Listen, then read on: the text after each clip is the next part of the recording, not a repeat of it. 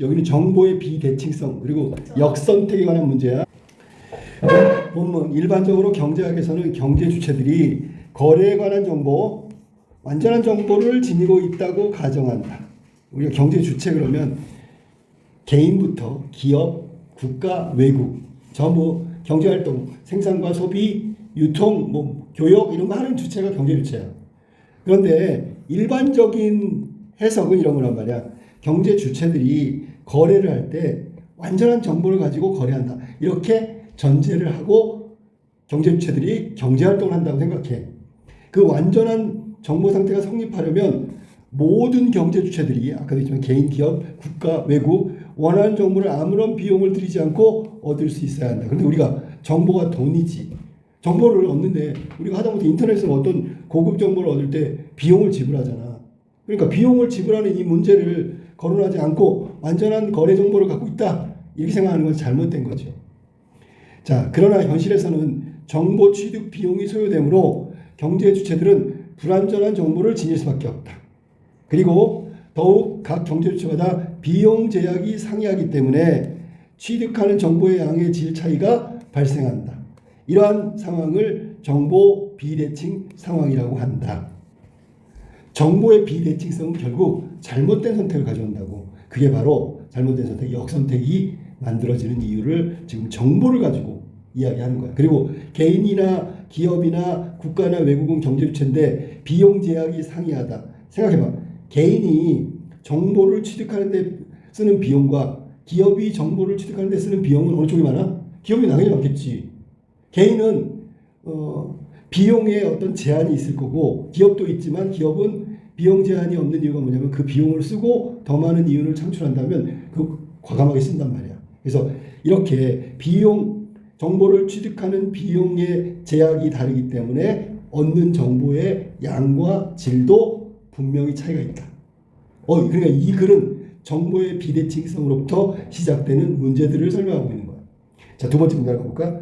대표적인 정보 비대칭성 상황은 거래의 한쪽이 상대방이나 상품의 특성에 관한 정보를 상대적으로 적게 가지고 있는 경우다. 예를 들어 보험회사는 보험에 가입하는 고객들이 스스로 자신의 개인 정보를 제공하지 않으면 보험회사는 정보를 모르는 상태지, 그지?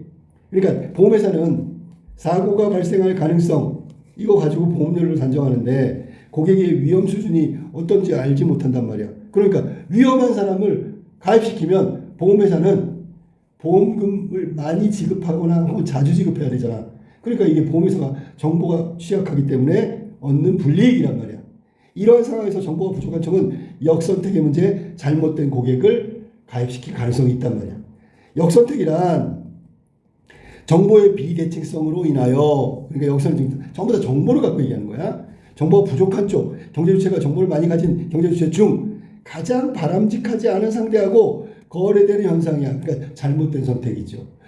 아까 얘기했던 중고차 고객이 가서 잘못된 선택, 즉 자기가 제시한 금액보다 형편없는 중고차를 사는 선택을 하게 된단 말이야. 자, 그때는 매매상이 정보를 많이 갖고 있는 거지.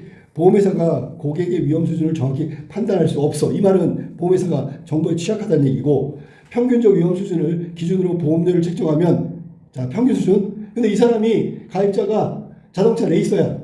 스카이 다이버야. 근데 그걸 모르는 상태에서 가입하면 일반적인 보험료를 받게 되면 이 사람들은 사고 날 확률이 높잖아. 그럼 더 받아야 되는데 일반적인 보험료를 받게 되면 보험회사가 잘못된 선택을 하게 된 거라고. 자, 그러면 위험 수준이 낮은 사람들은 예를 들어 이 사람이 목사님, 스님이야. 그럼 위험도가 낮잖아. 그럼 일반적으로 책정한 보험료가 있으면 이 스님이나 목사처럼 종교에 관련된 사람들은 스카이 다이버보다 훨씬 더 위험, 사고에 안전하잖아. 근데 적정 보험료 그걸 내버리면 이 사람들은 더 내는 거야. 더 내는 거. 결과적으로. 그래서 보험료가 높게 산정되고 이렇게 되면 왜 이렇게 많이 내지? 그러면서 이탈하게 된단 말이야. 그러니까 적정 수준이라는 건 뭐냐면 일반적인 보험 가입자의 보험료란 말이야. 그런데 위험한 사람은 더 받고 그다음에 위험에 좀 배제된 사람은 덜 받아야 되는데 이 차이를 보험회사는 정보가 취약하기 때문에 잘못된 선택을 할 수도 있다라는 얘기를 지금 하고 있는 거야. 아니 결과 보험회사는 위험 수준이 높은 고객만 보험에 가입하는 역선택에 직면하면 망하는 거죠. 원래 예상보다 더 많은 보험금이 지급돼야 되고 결국 보험료를 인상하게 되고 그러면 목사님 스님들은 오늘 우리는 별로 위험한 일을 안 하는데 이렇게 자꾸 보험료가 올라가 이탈한단 말이야. 아니 그래서 수준이 낮은 고객들이 이탈이 가속화되는 악순환 그런 보험회사는 더 망하는 거죠. 그러니까 이게 보험회사를 예로 들었는데 보험회사가 정보가 취약하다. 그러면 일어날 수 있는 역선택의 문제를 예를 들어서 설명하고 있는 거예요. 자, 그럼 세 번째 문제. 시장 참가자들은 역선택을 방지하기 위해서 다양한 모색을 하게 되는데 자, 역선택 방지 방법. 여기서 얘기하고자 하는 게 바로 그거예요. 정보의 비대칭성이 역선택을 이라는 문제를 만들어냈는데 이걸 피하거나 혹은 그 방지하는 방법이 뭘까? 대표적인 전략이 바로 신호 발송이다. 신호 발송. 자, 요거는 이런 거예요. 보험 말고 여기서 구직자를 했으니까 내가 이러이러한 능력이 있어. 자격증이 있어. 준비가 됐어. 그러니까 나를 선택해 주세요. 그러면 바른 선택이 될 거야. 역선택이 아니라. A, B, C, D 이런 사람들이 있는데 이 중에서 신호 발송. 예를 들어 자격증. 필요한 자격증이 2개인데 어떤 사람은 더불어 3개야. 그러면 구직자가 그렇게 신호 발송하면 회사는 역선택의 가능성이 줄어들겠지. 왜? 더 바람직한 자격자를 선택할 거 아니야. 이해됐어? 무슨 말인지? 그러니까 신호 발송이라는 게 뭐냐면 정보를 많이 가진 쪽이 자신이 갖고 있는 숨겨진 특성, 즉 구직자라면 이 일에 적합하다는 걸 알려주는 거야. 예를 들어 학위, 자격증, 시험 성적, 교육 수준, 개인의 생산성 높이고 내가 훌륭한 그 회사에 들어가서 자기의 업무를 완벽하게 해낼 수 있다. 이런 신호를 발송하게 하는 거지. 그럼 고용주는 그걸 가지고 선택을 한단 말이야. 그러면 일정 수준의 교육을 받은 구직자는 안전하니까 그 사람을 선택하면 역선택을 방지할 수 있겠죠. 그렇지 않으면 어떻게 돼? 낮은 사람을 판단하게 된다면 생산성이 높은 구직자는 높은 수준의 교육을 받았다는 신호로 자신의 생산성을 알리고 높은 임금을 받을 요인이 된다. 자, 그래서 신호 발송이라는 건 자신의 능력, 할 수 있다는 거 이런 것들을 어필하는 거 어필. 그러면 어필하는 사람들 중에서 제일 적당한 사람을 뽑으면 역선택의 문제는 줄어들겠지. 무슨 말인지 알겠어? 그래 바로 첫 번째 역선택 방지의 첫 번째를 신호 발송, 정보를 가진 쪽이 자신의 능력을 어필하는 거야. 그래서 이처럼 정보를 많이 가진 쪽이 자신의 특성을 드러내기 위해서 비용을 들여. 자, 이거 중요한 말이야. 비용을 들여 신호를 보내고 정보가 부족한 쪽은 이 신호를 관찰하여 이 정보가 부족한 쪽은 어디야? 구직자라면 회사겠지. 상대방의 특성을 추론하여 거래하게 되면 어느 누구도 선택을 변경할 요인이 없는 상태. 완벽하게 서로 선택하는 거지. 안전한 거지. 그치? 이게 바로 신호 발송의 결과란 말이야. 그러면 결국은 맨 마지막에는 어떻게 되는 거야? 이 구직자건 회사건 누구도 선택을 변경할 요인이 없어. 나 이렇게 취직하고 싶은데 자격증이 몇 개예요. 회사는 너 자격증이 있으니까 생산성이 높겠네. 너를 선택할게. 그러면 두 사람이 합의를 본 거잖아. 구직자하고 회사하고. 그러면 오케이. 언제부터 출근하세요. 이렇게 되는 거죠. 변경할 이유가 없죠. 가장 적합한 구직자를 선택했기 때문에. 자, 이를 신호 발송 균형이라고 한다. 이거는 안정된 상태, 바뀔 이유가 없는 상태를 신호 발송 균형이라고 한다. 결국은 합의가 됐다 그런 얘기야. 이때 신호가 효과적으로 작용하기 위해서는 숨겨진 특성이 우수할수록 신호 발송 비용이 낮아야 한다. 우수할수록. 자, 신호 발송 비용이 낮아져야 된다. 효과적으로 해야지. 생각해봐. 우리가 구직자가 있잖아. 자기의 능력을 어필하는 게 뭐 있어?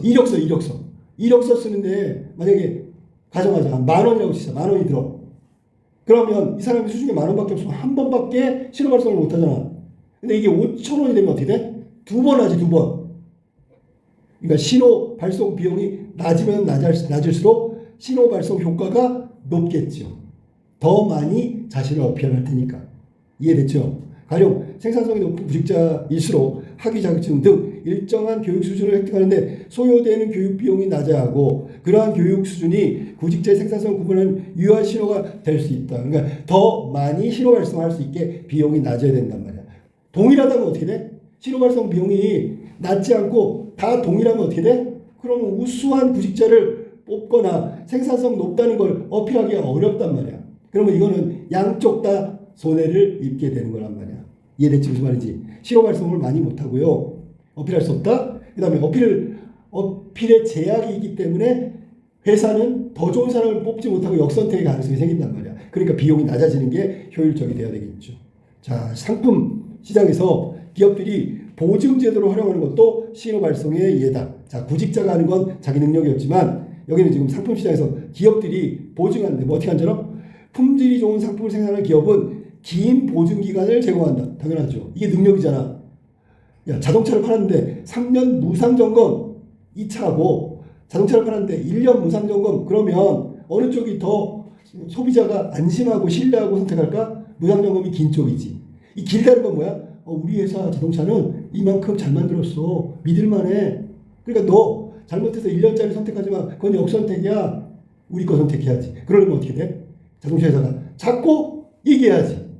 우리 차가 좋다는 걸. 무상 보증 기간이 길다는 게 그 말이잖아. 결국은. 이는 소비자들에게 상품 품질에 대한 신호로 작용하고 그렇게 이해한단 말이야. 야, 저 회사는 자신 있나 보다. 3년을 무상 보증이래. 왜냐하면 1년짜리 무상 보증은 1년 이후에 다 유상이 되는 거야. 고객이 자기 돈을 들여야 된다고. 그러니까 고객 입장에서는 1년보다는 3년이 경비를 줄이는 거란 말이야. 그러니까 더 믿을 수 있는 자동차 회사라고 보는 거지. 자, 품질이 낮은 회사는 긴 보증 기간 할 수가 없어. 높은 비용이 발생하기 때문에 이러한 신호를 모방하기가 어렵다. 즉 이러한 신호가 뭐냐면 3년 더 긴 보증 기간을 흉내낼 수가 없단 말이야. 긴 보증 기간을 제공할 것은 자사 제품에 대한 품질에 대한 자신감, 이거와 능력이잖아. 이게 신호를 발송하는 거야. 기업이 우리 제품이 이렇게 좋아. 무상 보증 기간도 길어. 이렇게 얘기하는 거야. 이는 결과적으로 소비자의 신뢰 획득에 유리하겠지. 그러니까 이게 바로 역선택. 자동차를 구매하려고 하는 사람이 더 좋은 자동차를 선택할 수 있게 해주는 방법. 즉 잘못된 역선택을 막는 방법이 되겠지. 이게 신호 발송이다. 여기 구직자하고 이런 기업의 예를 들어서. 자, 한편 정보가 부족한 쪽은 선별을 통해 상대방의 숨겨진 특징을 파악하려고 노력한다. 선별이 뭐야? 골라내는 거지. 아까 나왔던 건데 정보가 부족한 쪽은 정보가 많은 상대방의 선택지를 제공하는 거야. 그러면 상대방이 숨겨진 특성을 스스로 드러내도록 유도하는 방법이다. 이게 선별. 정보가 부족한 쪽이 정보가 많은 쪽한테 너 능력을 한번 보여줘봐. 뭐 이러면서 그쪽을 유도하는 거야. 보험회사가 다양한 보험 상품을 설계하여 고객이 자신의 위험 수준에 맞는 상품을 선택하게 하는 게 그 예다. 예를 들어 건강한 사람은 보험료가 낮은 대신 보장되는 보험금도 낮고, 자 됐죠? 그 다음에 건강하지 않은 사람은 보험료가 높은 대신 보험금도 높은 상품을 선택하도록 설계한 거야. 그러면 보험회사는 뭐 하는 거야 지금? 보험회사는 여러 가지 선택지를 준 거잖아 지금. 그러면 그 중에서 하나를 선택하는 거야. 선택지가 여러 개라는 건 그 중에서 자기에게 적합한 걸 선택한다. 즉 선별할 수 있는 가능성이 높아지는 거야. 그러니까 잘못된 선택, 역선택을 줄일 수 있는, 방지할 수 있는 방법이라고 봐야 되겠지. 자, 그래서 동시에 보험회사는 가입자의 위험 수준을 파악할 수 있다. 아까 얘기했는데 보험회사 있잖아. 예를 들어 스카이다이버다. 근데 이 사람이 1년에 365회를 비행기에서 뛰어내려. 그럼 어떻게 하잖아? 거절. 보험료는 아무리 많이 내도 거절. 다른 사람보다 훨씬 높은 사고 위험률을 가지고 있단 말이야. 이거 받아가지고는 나중에 이 사람한테는 어차피 지급해야 될 것 같아, 보험금을. 그러니까 안 받아, 차라리 골치 아프니까. 그렇게 가입자의 위험 수준을 파악하는데 용이하다. 자, 신호 발송, 선별, 여태까지 얘기한 거고, 평판 구축. 자, 요 평판 구축은 아까 기업이 자기의 그 무상 보증 기간 이런 걸 신호 발송함으로써 적극적으로 자신의 어떤 그 자신감을 표현했잖아. 근데 평판 구축은 뭐냐면 이건 기업이 하는 게 아니라 소비자들이 해주는 거야, 대신. 기업의 신호 발송은 기업 스스로. 그 다음에 기업이 훌륭하다는 걸 구매자, 소비자들이 기업이 훌륭하다는 걸 알려주는 거. 어떻게 하냐면 반복되는 거래 상황에서 품질이 좋은 상품의 공급자는 좋은 평판을 구축함으로써 신뢰를 확보하는 거지. 특히 온라인 거래가 증가하면서 리뷰 시스템, 누가 하는 거야? 구매자. 평점 제도, 이것도 역시 소비자 구매자잖아. 얘들이 막 눌러줘. 좋아요 막 눌러줘. 그러면 그거 보고 뭐라 그래? 아, 이 기업은 소비자가 사용해보고 참 좋은 거구나. 이런 좋은 이미지, 기업 이미지를 높여주고 단단하게 해준다고. 그게 평판 구축이야. 그러면 사람들이 리뷰 보고 사잖아. 역선택 문제를 다소나마 줄일 수 있죠. 리뷰가 정확하다면. 이해됐죠? 무슨 말인지. 소비자 역선택을 방지할 수 있는 방법, 바로 평판 구축이 세 번째고, 이건 기업이 하는 게 아니라 판매자가 하는 게 아니라 소비자가 하는 거란 말이야. 그 소비자끼리 신뢰를 구축해 가는 거야. 자, 그래서 역선택을 줄이는 방법 세 번째, 평판 구축. 자, 그럼 우리가 지금 여태까지 알아본 건 모두 정보의 비대칭성을 줄이는 효과적인 메커니즘 세 가지, 기회 발송, 그다음에 선별, 마지막 평판 구축 세 가지를 공부한 거예요 지금. 이것은 역선택을 방지하는 거고, 처음에 첫 번째, 두 번째 문단은 역선택이 일어나는 이유를 정보의 비대칭성을 가지고 이야기했던 거고. 됐습니까? 자, 마무리. 정보 기술의 발달을 통해 정보의 비대칭성을 줄이려는 다양한 메커니즘이 발전하고 있다. 여기서 세 가지 이런 메커니즘의 발전은 시장의 효율성을 높이는 데 기여한다. 의 같이 평가가 나왔어. 마지막에. 결국은 시장의 효율성을 높인다는 건 활발한 구매와 정확한 선택, 그래서 다시 소비, 뭐 이런 것들이 원활하게 돌아가는데 기여한다라는 얘기를 하고 있는 거야. 자, 1번 문제. 윗글을 이해한 내용으로 적절하지 않은 것은. 그러면 이건 본문에 나와 있는 내용을 제대로 이해했는지, 독해력이야, 독해력. 내용을 이해했나? 이 내용이 어디에 있는지 확인했나? 정확하냐? 틀리냐? 내용이 없냐? 막 이런 것들을 선별해야 되는 거야. 자, 1번 볼까? 정보의 비대칭성으로 인해서 보험 가입자가 보험회사에 납입하는 보험료는 인상될 수 있다. 가능해? 네. 맞잖아. 보험 가입자가 보험회사에 납입하는 보험료가 인상될 수 있지. 아까 스님 목사 얘기했잖아. 어? 아, 미안해. 인상된다는 게 그게 아니었구나. 자신의 어떤 그런 걸 가지고 이해를 해야 되겠네. 자, 평균적인 위험 수준을 기준으로 한다면, 그게 책정된 보험료라면 역선택에 직면하게 되고, 역선택하게 되면 잘못된 선택이 되니까 보험회사에 납입한 보험료가 올라갈 수 있단 말이야. 난 안전한 사람인데 위험 사고율이 높다고 판단될 수도 있잖아. 그게 인상된다는 뜻이야. 자, 2번. 품질 보증 제도. 아까 나왔지? 소비자가 상품의 품질을 파악할 수 있도록 위한 신호 발송 장치의 기능을 하고 있겠지요. 그래서 품질 보증 기간이 길면 그 기업의 제품을 신뢰하게 된다라고 얘기했어. 신호 발송 장치. 3번. 보험회사가 평균적 위험 수준을 기준으로 보험료를 책정하면 기준 사고 발생 가능성이 낮은 고객에게 불리하죠. 왜? 사고 위험도가 낮은데 평균보다 낮은데 평균만큼의 보험료를 내니까. 4번. 정보 비대칭성 상황에서 소비자가 평균적 품질을 기준으로 가격을 지불하면 가격에 비해 품질이 나쁜 상품을 구입하게 된다. 이걸 뭐라고? 역선택이라고 했잖아요. 역선택. 여태까지 한 거. 이 잘못 고른 거란 말이야. 그럴 수밖에 없다고. 잘못 고른 게 자신의 판단 뭐 상황도 있겠지만 여기서는 정보가 없어서 그렇다는 얘기야. 5번. 리뷰 시스템 평점 제도는 정보 위에 있는 측이 정보가 적은 측보다 상대방의 숨겨진 특성을 더욱 용이하게 파악할 수는 없죠. 그치? 자, 그래서 정답은 5번이 틀렸다. 5번 내용 잘 생각해봐. 리뷰 시스템 평점. 품질이 좋은 상품은 좋은 평판을 받는다. 그러면 결국 타의적으로 신호 발송하는 건 똑같은 거네. 그치? 그렇다면 정보 위에 있는 측이 정보가 적은 측보다 상대방의 숨겨진 특성을 더욱 용이하게 쉽게 파악할 수 없기 때문에 리뷰 시스템 평점 제도를 하고 있는 거죠. 이해되냐?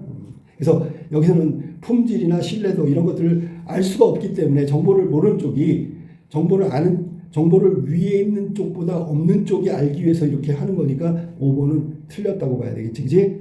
정보를 적게 가진 소비자가 정보를 더 많이 가진 판매자의 품질, 신뢰도 이런 것들을 돕는 거지. 그치? 소비자, 구매자가 돕는 거지. 알았지? 자, 그래서 5번이 틀렸다. 2번은 볼까? 정보의 비대칭성 상황이라고 나서 정보의 비대칭, 한쪽은 정보를 너무 많이 갖고 있고 한쪽은 너무 적게 가지고 있다. 적절하지 않은 것. 신호발송 균형. 신호발송 균형이면 합의를 본 거잖아. 내가 너를 선택할게. 그러면 선택을 변경하지 않는다. 그렇죠. 이거는 합의되고 끝난 거니까. 제일 적합한 사람을 선택했기 때문에 바꾸지 않는다. 그런 얘기야. 맞았고. 2번. 현실에서 경제주체들이 정보 취득에 서로 다른 비용의 제약을 갖기 때문에 뭐가 발생한다? 정보의 양과 질의 차이가 나온다라고 나왔어. 맞았고. 3번. 정보 비대칭이 심화됐대. 품질이 낮은 상품만 거래되는 현상. 아까도 얘기했지만 중고차 시장에는 이렇게 좋은 중고차는 없다라고 얘기했어. 왜냐하면 거기엔 특히 그 가격에 맞추었기 때문에 매매상은 당연히 안 좋고 낮은 가격에 중고차를 제공할 수밖에 없기 때문에 품질이 낮은 상품만 거래되는 거죠. 4번. 정보가 부족한 측은 정보가 많은 상대방이 스스로 자신의 숨겨진 특성을 드러내도록 유도할 수 있다. 그렇죠. 정보가 이건 뭐야? 선별이지, 그렇지? 네 빨리 얘기해봐. 너의 장점을. 그러면 ABC, C가 낫겠네. 이렇게 선별한단 말이지 거꾸로. 5번 숨겨진 특성에 관한 정보를 더 많이 가진 경제 주체는 그럼 정보를 더 많이 가진 거잖아 지금. 정보 우위를 활용하여 거래 조건에 항상 유리한 건 아니죠. 항상 틀렸어. 항상 유리한 게 아니야. 자 그러면 왜 그러냐면 보험회사는 정보를 많이 갖지 않기 때문에 혹은 역선택의 문제가 생기기 때문에 결국은 잘못된 선택을 한다는 것이고 여기서는 숨겨진 특성에 관한 정보를 더 많이 가진 경제주체 여기서는 가입자겠지. 정보 우위를 활용하여 거래 조건에 항상 유리하지는 않다. 그 다음에 또 하나가 나온 게 뭐였지? 구직자 나왔나? 구직자. 구직자가 더 높은 자신의 능력을 발휘해서 신호 발송하고 더 높은 임금을 받을 수 있어. 이거는 유리한 거지. 유리한 거잖아. 그지? 정보를 가진 쪽이 정보를 제공함으로써 더 좋은 일자리를 갖는 건 유리한 거. 보험회사는 오히려 역선택의 문제가 생기는 건 불리한 거. 됐습니까? 자, 정답은 5번이 틀렸다. 3번 가볼까? 기억부터 디귿에 대한 설명으로 적절하지 않은 것. 자, 기억은 신호 발송, 니은은 선별, 디귿은 평판구축.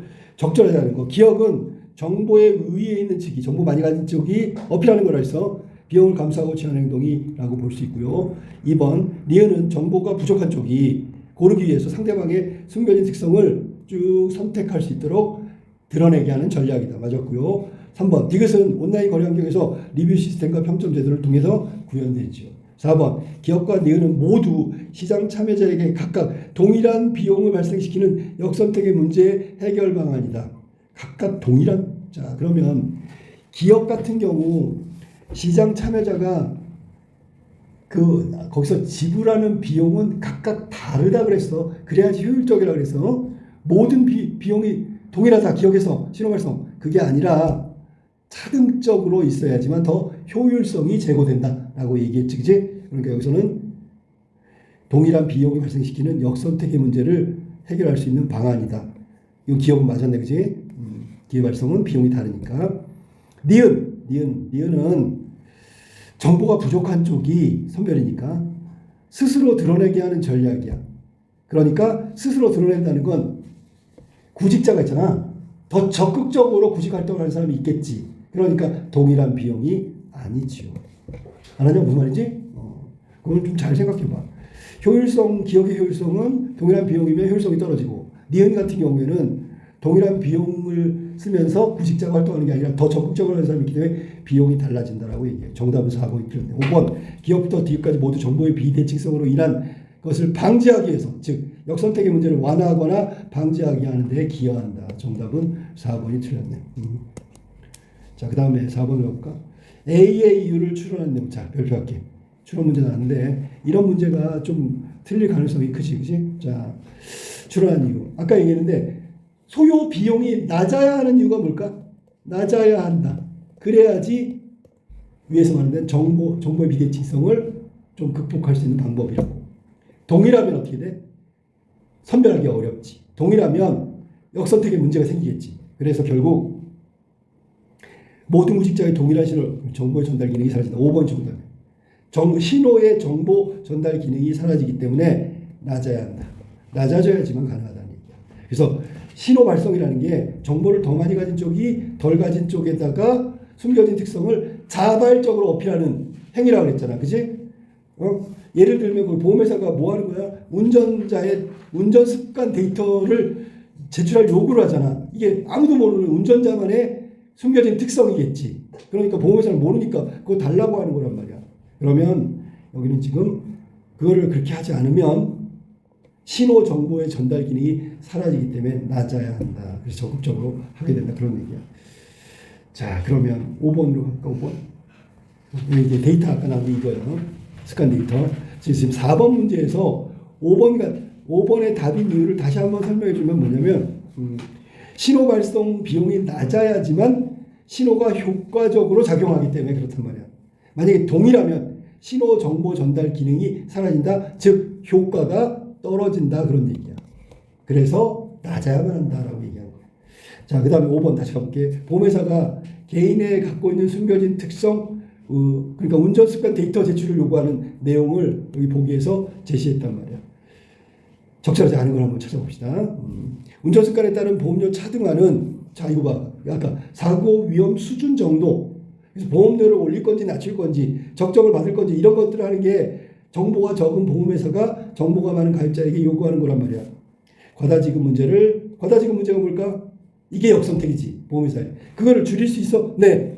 정보를 얻은 거니까. 정보를 얻으면 역선택을 줄인다고 했으니까 여기서 운전자의 그 운전 습관에 관한 정보는 결국 과다지급이라는 보험금 지급을 잘못 지급된 걸 막을 수 있겠죠. 맞았고요. 2번 볼까? 보험회사가 직면한 문제는 사고 위험성이 높은 사람들이 주로 보험에 가입하게 되면서 발생한 역선택, 동일한 문제지 지금. 그거 막으려고 지금 정보 달라고 한 거잖아요, 가입자. 3번, 보험회사가 평균적인 사고율을 기준으로, 이거는 적정 보험료직이지, 책정했다는 것은 가입자의 위험성에 대한 정보가 부족했기 때문이다. 그러니까 이렇게 책정하면 안 되고요. 이상하게 운전하고 잘못 운전하는 사람들의 정보를 얻어서 이 사람들의 보험료를 어떻게 한다? 인상해야 되겠지. 그러려고 달라고 한 거야. 맞았어. 정보 부족이라고 얘기하는 거야. 그 다음 4번. 운전 습관 데이터 제출 요구는 가입자의 위험 유형에 따라 차별적 비용을 발생시킴으로써 고위험 가입자의 자발적이 틀렸잖아. 자발적 신호 발송을 이끌어낼 수 있다. 이 자발적이란 말이 틀렸죠. 왜냐하면 제출을 요구하고 있는데 무슨 자발적이야. 가입자가 스스로 하는 게 신호 발송이라고 했잖아. 그게 아니고 정보가 적은 보험회사가 정보를 가지고 있는 가입자에게 요구하는 거니까 자발적은 아니지요. 정답은 4번이 틀렸다. 그다음에 장기 가입자 무사고 할인제도 오랜 계약을 유지하는 것을 통해 저위험 가입자가 무사고라는 평판을 구축하여 자신의 승객의 특성을 알리도록 하는 메커니즘으로 볼 수 있다. 그럼 결국은 이 장기 가입자의 무사고 할인 제도는 이 가입자가 스스로, 예를 들면 장기 가입자가 스스로 나는 무사고여서 할인을 받았어, 저렴한 보험료야 라고 했을 때 평판이 구축되겠죠. 이 회사는 저위험 가입자, 장기 가입자에 대한 혜택이 있는 회사구나. 그러면 평판이 구축되겠죠. 그러면 결국 알리도록 할 수 있는 그런 시스템이라고 생각하면 되겠죠. 정답은 4번이 틀렸다. 여기 조심해야 돼. 그 정보 제출 요구는 자발적인 게 아니야. 일종의 강제수단이고 역선택의 문제를 해결하기 위한 보험회사의 자구책이라고 생각해야지. 정답은 4번이 틀렸다.